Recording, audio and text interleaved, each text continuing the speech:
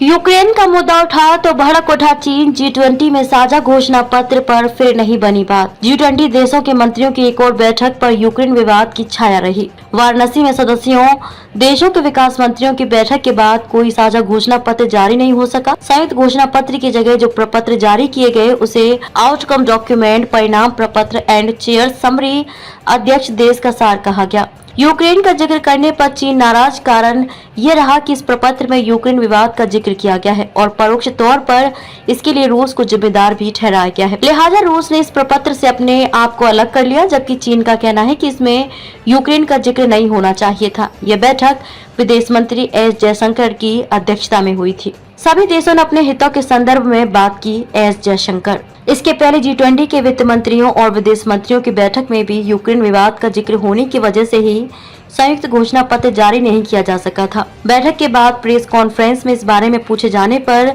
जयशंकर ने कहा कि किस देश ने समर्थन किया और किसने विरोध किया, मैं इसमें नहीं जाना चाहता, लेकिन सभी ने अपने हितों के संदर्भ में बात की। पर्यावरण संतुलन स्थापित करने के लिए जारी किया गया प्रपत्र। G20 के विकास मंत्रियों की इस बैठक में सदस्य 20 देशों के अलावा भारत की तरफ से आमंत्रित अन्य देशों के प्रतिनिधियों ने भी हिस्सा लिया। कुछ देशों के वित्त मंत्रियों ने तो कुछ देशों के सामाजिक विकास मंत्रियों व अन्य वरिष्ठ मंत्रियों ने इसमें शिरकत की।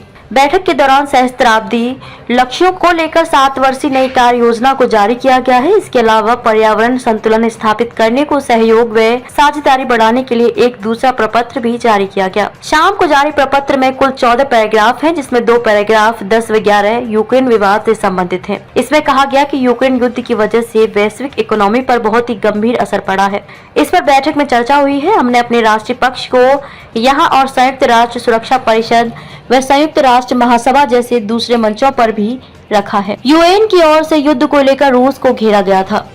2 मार्च 2022 को संयुक्त राष्ट्र महासभा की तरफ से पारित प्रस्ताव का भी जिक्र है, जिसमें यूक्रेन पर हमले के लिए रूस के कड़े शब्दों में निंदा की गई थी और रूस से तत्काल बिना किसी शर्त के यूक्रेन से अपने सैनिकों को बुलाने की मांग की गई थी। इसमें आगे कहा गया कि अधिकांश सदस्यों ने यूक्रेन युद्ध की कड़ी निंदा की है और इससे लोगों को हो रहे कष्ट, विकास की गति के प्रभावित होने, महंगाई बढ़ने, सप्लाई चेन के प्रभावित होने, खाद्य व ऊर्जा संकट के पैदा होने व वित्तीय सुरक्षा के बढ़ने पर चिंता जताई है। हालांकि अंत में यह भी कहा गया है कि G20 सुरक्षा से जुड़े मुद्दों को उठाने का मंच नहीं है, लेकिन हम मानते हैं कि सुरक्षा से जुड़े मुद्दे वैश्विक आर्थिकी पर गहरा प्रभाव डाल सकते हैं।